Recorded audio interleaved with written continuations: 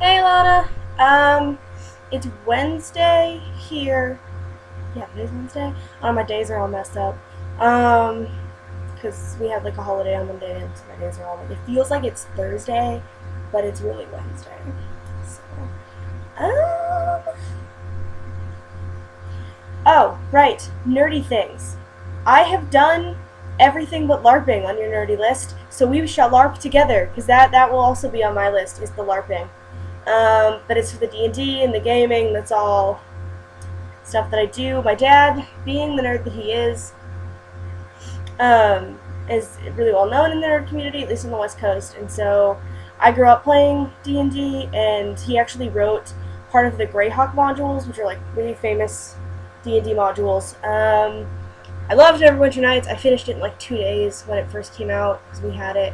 I'm more of a WoW person, but oh, I cannot wait for Guild Wars 2! Nerd Fighters! Guild Wars 2! So beautiful. So good. As well as like actual gaming, finishing video games. I'm this close finishing Assassin's Creed Brotherhood. I don't have a lot of time. Like, if I had time to play it straight through, I would have been done with the day I got it. But I don't have time. Like, I play it when I have free time. And I'm all of like 2 quests away from finishing it, so I'm really excited. Trying to think. I can't remember what your number 2 was. I feel like I need to watch the video again, but I know that it's something that I've done. Oh, cosplaying. That's what it was. It was cosplaying. Yes, I've cosplayed often and all the time, but I miss you. And like, I was looking at cosplay pictures the other day, and I was just like, I miss Alana. We need to go cosplaying. My hair probably looks really long because I have my extensions in right now. Because I felt like putting them in. I'm actually wearing like a really cute outfit. At least I think it's really cute. I have on this cute dress that I bought at Kohl's, and then this cute belt that I bought at Kohl's, and this cardigan that I got at Target like a couple days ago. And then I just have on I just have on tights and boots. So yeah, that's what I got going on. Necklace on. He's in the bathroom. I need to go put him on because I have to go get Nate and go to Michael's and buy elastic for masks for my mom's show. They're doing Macbeth Resurrected. It's Macbeth, but it's all gender bent, and my mom plays Lady M, and so I have to fix the masks because they're breaking.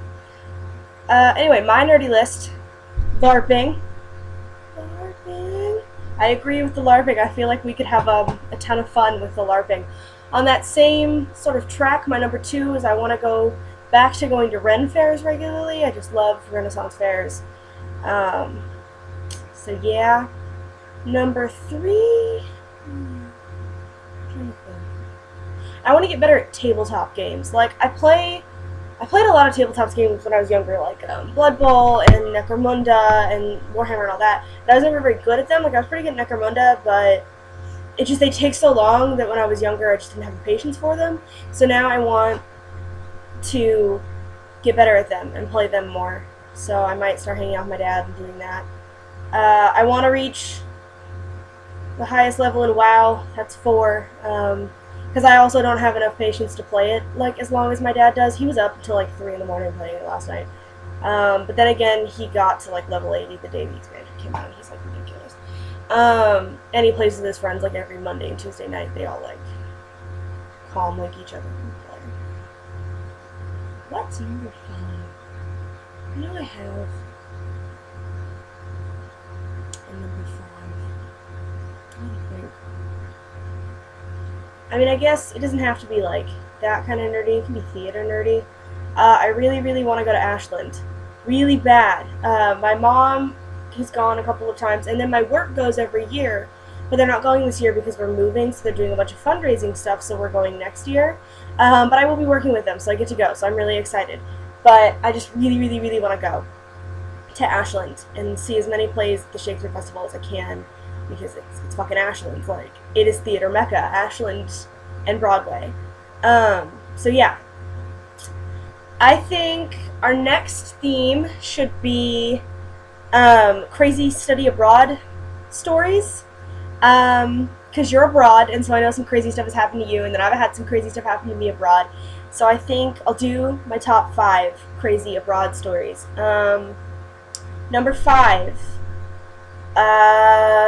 When I was in Japan, we had this group of schoolgirls that followed us around Tokyo. Because I was with my 3 friends on the trip. Were 2 twins, Heather and Devin, and they're fraternal, and they're both really tall, blonde, blue-eyed, so they're like stupid gorgeous. And Devin is a boy and Heather's a girl. And everybody thought Devin was like an actor. And then Dee Dee was our other friend who's African American, so she was like a big deal. But my hair was black then, and it was like short, and it was like it is now. Like this is how my hair kind of looks when it grows out naturally. And so it was like this because it was about this long, and black. And I was a lot skinnier. Like I was really, really skinny. And so I just looked like I fit in there. Like I had a lot of people come up to me and ask me questions in Japanese and stuff. And so finally we went into a Starbucks, and they all followed us into the Starbucks. And one of the girls comes up to me like really shy and is like, "Sumimasen?" And I was just like, "Hi." And she's like, like, "Are your friends American?" And I was just like, "Yeah, they're American." They were just like, "Oh," they were all giggling. And they were like, "Can we meet them?" And so I introduced them all in Japanese.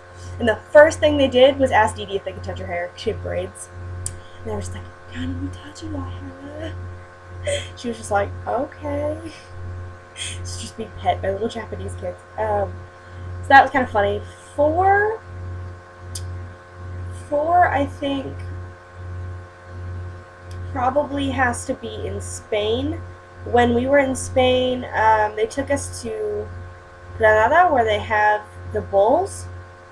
Granada and Sevilla are the 2 places where they train bulls, so they took us there. And we got to watch a bullfight, so that was kind of crazy. It was just like a training. They were training one of the younger bulls, so that was cool. Number 3 is also Japan. I watched, or my homestay family, God love them. They were so awesome. I love my Japanese homestay family. I'm basically like engaged to their son. And so his name is Michia, and he's my age. And when I was there, they were like, the first thing they asked me when they got me home was they were like, "Do you have a boyfriend?" And I was like, "Oh, no boyfriend." They're all, "Oh, Michia, no girlfriend." And I was just like, "Oh no." And so they made him do everything for me. Like if they were like, "Are you thirsty?" And like, "Michia, get him water," like get her water. Or like I made dinner one night and they made him eat like 4 bowls of the curry that I made. It was just really funny. They were adorable though. They're so nice, and they still like email me occasionally and are like, "If we send Michia to America, like California, can he stay with you?" and blah blah blah. And I'm like, "Yeah, totally." Number 2 was when we were in Spain. Not a lot of like crazy things happened to me when I was in other European countries, except for my number 1 story, but that has to do with my homestay family. But when we were in Spain, we were walking to breakfast one morning, and it was right after we went there in 2004, right after the bombings in Madrid and Barcelona, the subway bombings. And so we saw like a lot of the wreckage and stuff. We almost didn't get to go because of the bombings. And we were walking to breakfast one morning, and our hotel like was in like 2 parts. So there was like the lobby part, and then some of the rooms, and then like a higher building behind it. It was like the rest of the rooms. And so we were in the higher building, like we were one of the groups in the higher building. So we came down, and we had to walk up and around the corner to the lobby to go get breakfast. And we were walking there, and this guy like threatened to kill us. This Spanish guy threatened to kill us. Like he did this and yelled something about a doggy at us. It was just really weird. Other than that, people in Spain are actually really, really nice and really, really warm and friendly, especially Spanish women. Spanish women all have that like mother gene, and because we got lost a couple of times in Spanish cities, and they Spanish women are like so willing to help you out. They're just like, "Oh yeah, go this way, you're fine." But anyway, number 1. Sorry, I have a text message. Number 1 is my Swiss homestay family, and I think you've heard this story, but nobody on here has heard this story. So when I was in Switzerland, we stayed with the family, and on these trips you stay with the family for like a week. And we were with this family, and the first night we got there, they live like an hour outside of Bern in a solar energy tank factory, because their family makes solar energy tanks, and they live in a 5-story walk up above their factory. It's called Jenny Energy Technic. That's their last name, Jenny, G-E, or Jenni.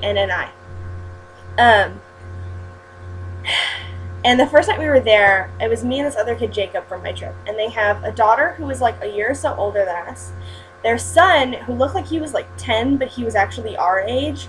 And then their oldest daughter, who was in college, who spoke English, who thought her family was fucking crazy. And like, it was really funny because they were all like really smiley and happy, like all the time, like Stepfordy. It was really creepy.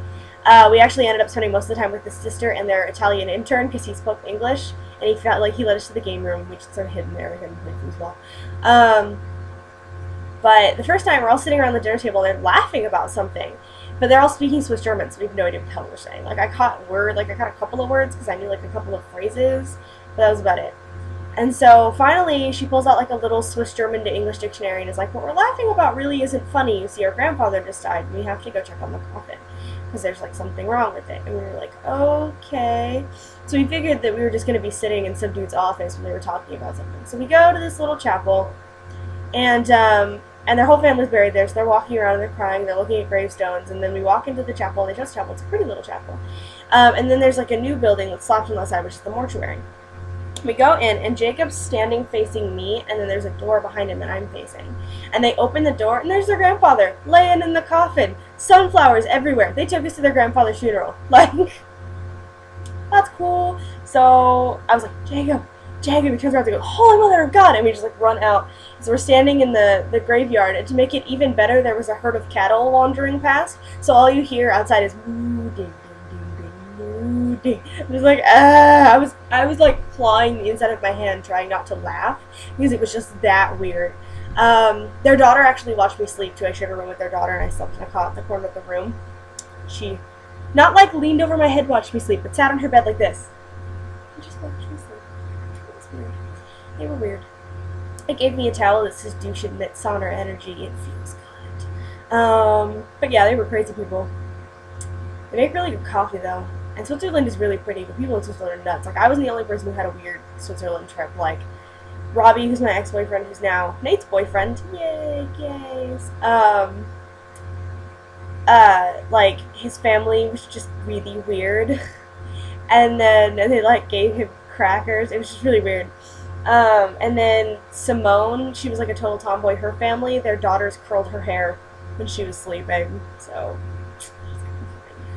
anyway, this video is like 12 minutes long, and I have to go get Nate, because we have to go run errands and stuff, like I said. I'm excited for your package. I have a bunch of stuff that I've been, like, collecting for you since you've been gone. Not to mention, if you can see it, your blanket that I made you, that's done now, that Nate sleeps on when he comes over here. That's yours when you come back. But yeah, I have a bunch of little trinkets and stuff that I'm going to give to you. I'm either going to send you it like in a month or so to Japan, or I'll just wait for you to come back and give it to you in like a giant gift basket, because I'm just like, I've seen things and I'm like, oh, I would love that. So I should have grabbed it. Alright, I'm going to go now because this is like 13 minutes. But anyway, study abroad stories. That's what I want to hear about. And our geekdom shall reign when you get back. DFTBA. Alright. Bye, Lana.